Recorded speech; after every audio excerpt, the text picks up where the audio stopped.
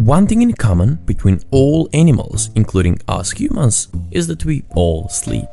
It is an integral part of your life from the day you are born up until the day you die.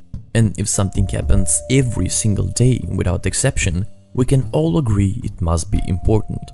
We are aware that getting a good night's sleep on a consistent basis is essential. We've been bombarded with warnings that not sleeping well, at the right times or long enough, is detrimental to your mental and physical state, as it can impact all sorts of subsystems in your body, including cardiovascular, metabolic, learning, dementia, depression, and so on.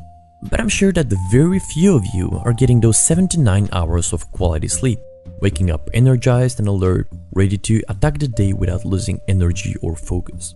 And today, we will learn some tools and strategies you can use to fall asleep faster, sleep better, and wake up feeling rested.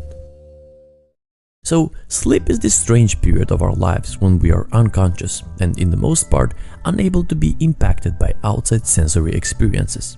It is a tremendously important period because it resets the ability to be attentive, alert, and emotionally stable during the day. However, sleep is just one side of the coin, and it's closely related to wakefulness. The actions we take while we are awake determines when we fall asleep, how quickly we fall asleep, whether or not we stay asleep, and how rested we feel the following morning. So, why do we sleep? Well, we all know that the longer you stay awake, the sleepier you get. The reason for this is a molecule found in your brain and body called adenosine. It is a chemical compound that builds up the longer you stay awake. So, if you slept for good 8 or 9 hours, the levels of adenosine in your body will be low. But as you go about your day, adenosine slowly builds up in your system, which makes you sleepy. And this is partly the reason why we want to sleep. Although, if you ever pulled an all-nighter and you stayed up until the morning, you've noticed an increase in energy and alertness even though adenosine was building up the whole night.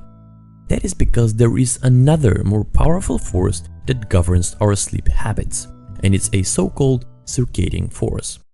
Inside every animal's brain, including your brain and my brain, there is a biological clock that tells the body when to sleep, wake, eat, etc. And if you want to get the benefits of regular sleep and wake up feeling rested, your job is to set this clock to work in your favor. So how does one cycle of this clock look like?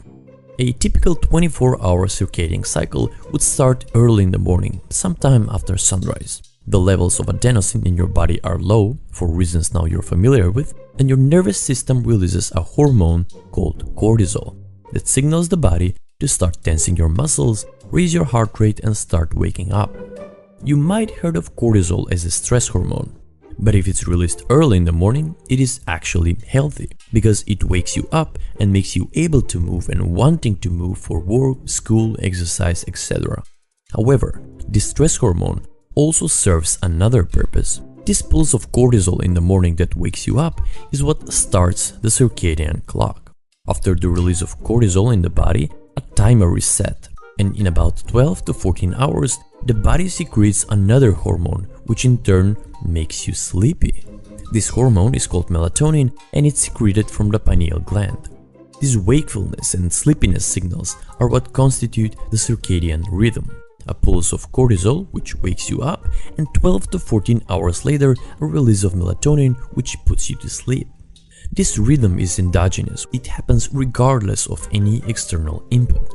So if you were in complete darkness like a cave, this cycle would still happen once every 24 hours, but it will happen somewhat later and later each day. Whereas under normal conditions, external inputs can start the mechanisms at regular times. And this is the key word, regular times. There are a number of studies which point out that we need to set these rhythms right in order to prevent negative effects on our cardiovascular and metabolic health, trouble learning, focusing, anxiety, depression, and the list goes on. So how do you start this clock at the right time? Different things can affect this rhythm, but one particular sensory event that is 1,000 times more effective than any other is light, and more specifically, sunlight. So what happens when you wake up?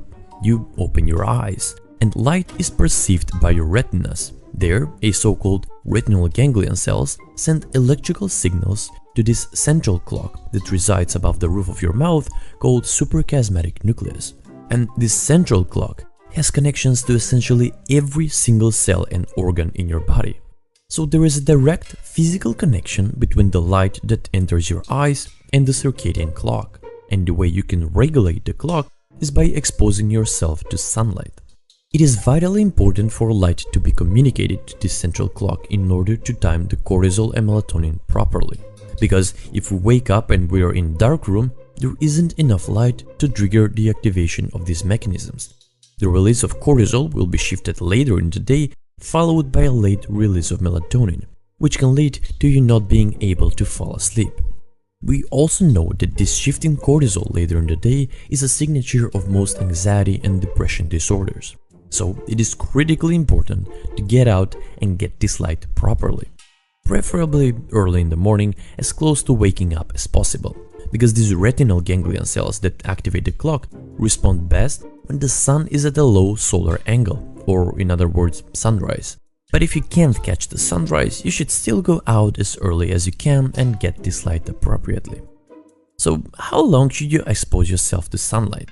Well, if the sky is clear and you live towards the equator, 30 to 60 seconds of sunlight should be sufficient to start this clock. However, in countries where sunlight is limited, you might need to stay out a little bit longer, anywhere from 2 to 10 minutes.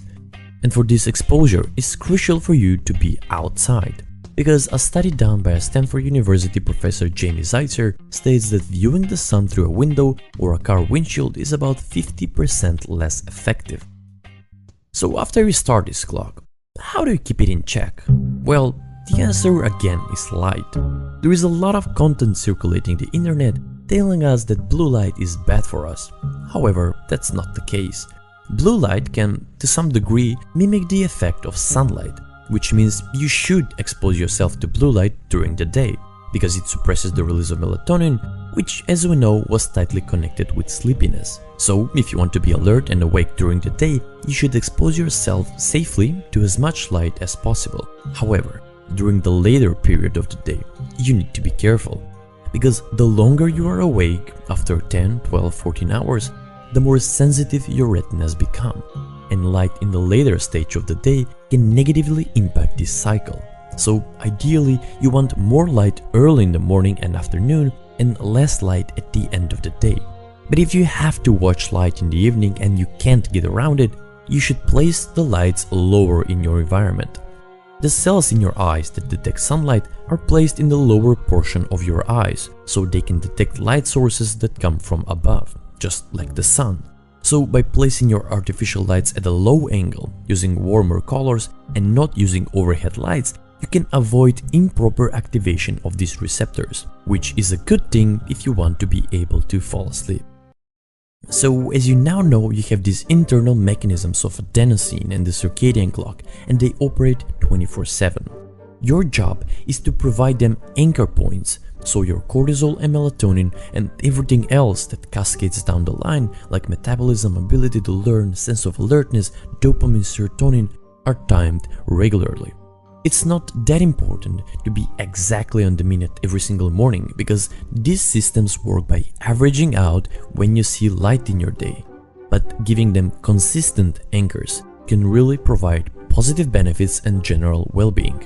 It can make you fall asleep faster at night by letting your body release melatonin at the right times, and also make you more alert and focused during the day by the healthy release of cortisol in the morning.